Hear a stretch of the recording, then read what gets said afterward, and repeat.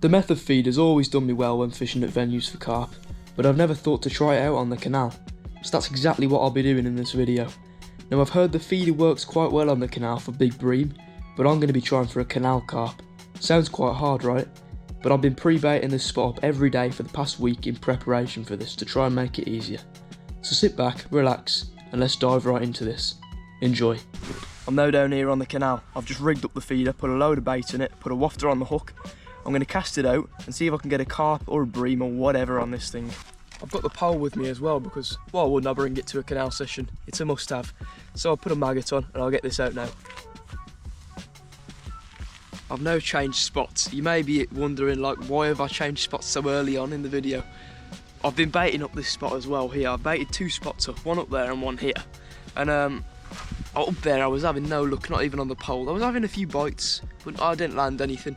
So I've decided to come to this spot here and try my best. Again, I've loaded the feeder up, quite very full actually, and I'm gonna just cast it out into those reeds over there. The reason I've chose these two spots to bait up is because about a month ago now it was really sunny and I was walking down here and I saw two massive grass carp on the surface of the canal just swimming around, cruising the waters.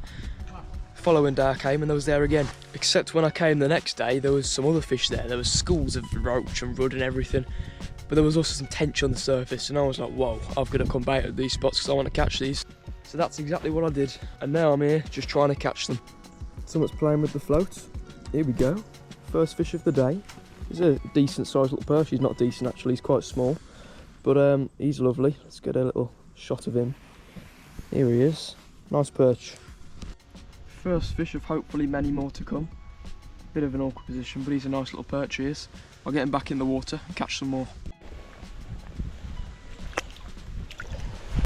I'm not wrong when I say many more to come. I've got another one on right now.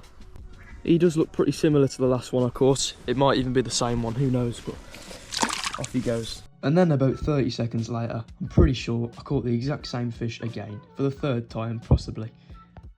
Okay, so I've now caught a gudgeon on the pole, the first gudgeon I've caught in a good month actually, so I'm proud of it. Right, I think I've caught enough fish on that pole now.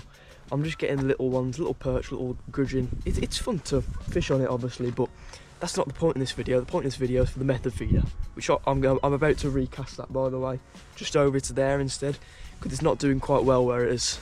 Only time you'll see a fish on the pole in this video now is if it's like an absolute monster, like a new personal best. So I've now bought the feeder rod in. It's just my little dial wire setup I use for carp fishing, and it's got the feeder on, the same exact one I use for the carp fishing. As you can see, loaded it with ground bait, put a red krill wafter, I think it is. But I'm just going to cast it over there into the reeds again, into a different location from last time of course, because it obviously isn't working there. That's all done now. I've just casted right over there into that little lump bit. At this point I think the carp have just gone dud. I suppose it is approaching winter and it's sort of the wrong time of year to be fishing for them, because even in the pond venues they're hard to catch now. So in the canal I'd imagine they'd be 20 million times harder. But a big bream wouldn't hurt. I wouldn't mind catching a big bream out the canal, because I suppose they're more rewarding when they come out the canal. I don't have any bite alarms or nothing on the rod here, so I'm just constantly watching the very tip of it there, just for little bits of movements. That's what I do at the carp venues, because I haven't got my own bite alarms yet for some reason, but I'll just watch the tip of the rod for wiggles and then I'll just strike. So that's exactly what I'll do on the canal. For some reason I'm getting the feeling that I'm not going to get one in this session. Don't switch off yet though, because I'm saying this. I'm going to be here for another hour or two, so I probably will end up getting one. I'm just doubting myself at the moment. But usually by now, if I was going to get one, I would have had one. That's why I'm thinking it. I've only been here for about 3 hours. 3 hours maybe. I think I got here at like 10, it's 1 o'clock now. So yeah, 3 hours I've been here, and I've had the few little perch, I've had the gudgeon. Not bad. But I want to get something on this feeder. I really want to. But honestly, I'm going for a big bream at the moment. Big bream in this canal are rare for some reason. They're rare to catch. You only ever get the little tiddler ones. But bream are hard to catch in this canal, so it'll be quite fun to catch a big one. It's just catching them, and I say they're hard to catch in here.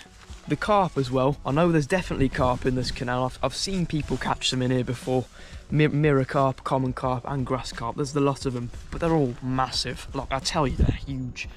And I don't know if I'll get one of them on the method feeder, so I'll probably have to come down in here with a hair rig with a boilie on. But I think I'll give it 30 more minutes, and if I don't have no luck, I haven't caught nothing on the pole since I said I wasn't going to show it either, so the fishing's really gone downhill. But if I get anything, I'll let you know, of course, and in 30 minutes I'll pack away. Heavens have started to open now and the rain's starting to come down, only softly, but that's a bit off-putting. I'm going to go one more recast with this thing. I'll just pull it in, I'll reel it in a second. Oh damn, it's snagged on a leaf, that's probably why I'm not catching anything. But give it one more cast.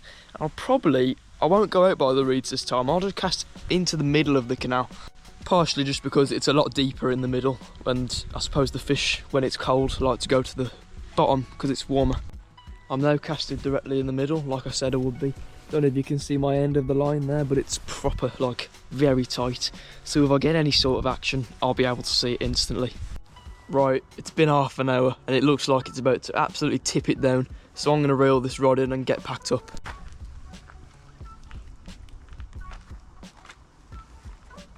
Wait a second.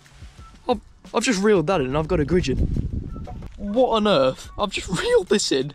The method feeder, right? And it's fell hooked to gudgeon. Yes, at least I've caught something on it now.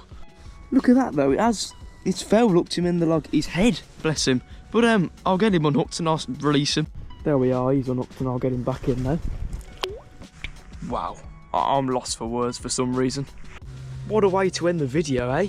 That was crazy. That was no faking it at all. You saw me reeling it in, and I felt a little bit of weight on it, and there was a little good. What? I'm shocked for some reason. I didn't quite get the fish I was hoping for, which was a bream, but I got something decent. That was for sure an interesting video.